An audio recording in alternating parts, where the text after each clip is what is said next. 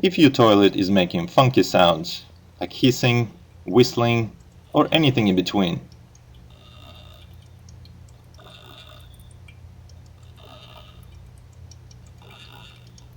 it's probably a good time to replace your fill valve, and it can be done within 15 minutes and cost you right under 10 bucks. And for your convenience, I've included a link underneath the video. When you get your replacement fill valve, put some kind of container underneath the water supply line and shut it off. Give it a flash, lift up the flapper to drain out as much water as possible, and then use some kind of sponge to get the rest of the water out. With a pair of pliers or channel locks, loosen up the water supply line and undo it by hand.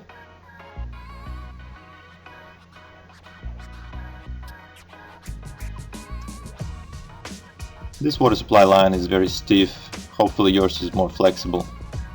Now loosen up the lock nut from your old fill valve. That's how it looks like. And now you're ready to remove the whole assembly. Try to clean up as much as possible the area where the old fill valve was sitting on.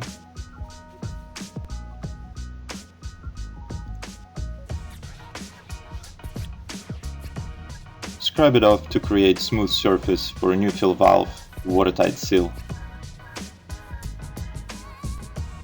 Get this rubber washer from a package and attach it to the shank this way.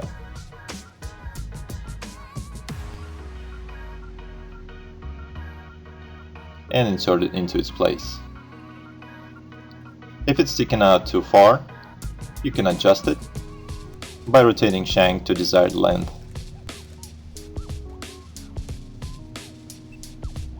The fill valve is supposed to sit a little lower than the top part of your water tank, so you can close the lid later on.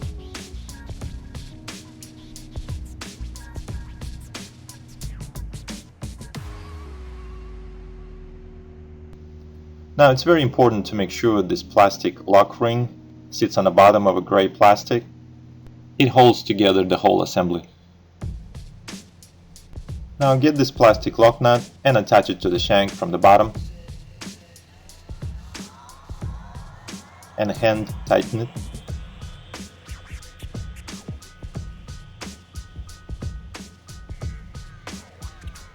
Reattach water supply line coupling nut. Tighten by hand.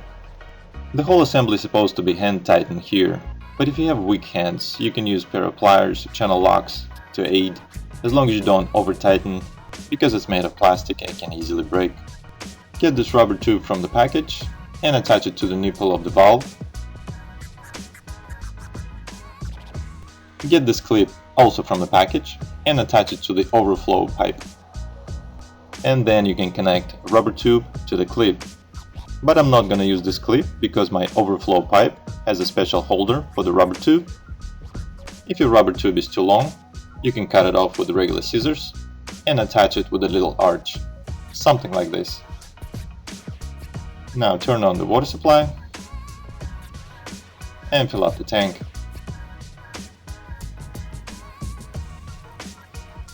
As you can see, the water stopped filling up at the right level.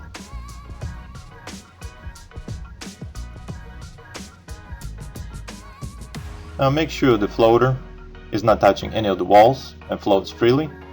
However, in your case, if there is too much water in the tank, you can turn this knob to the left counterclockwise to reduce the amount of water filling in, or if there is not enough water, turn it to the right clockwise to let more water in. Now give it a flash and readjust as needed. Now make sure there is no water leakage anywhere, and if everything is dry, replace the lid. If this video was helpful, share it with your friends and hit the like button. Thanks.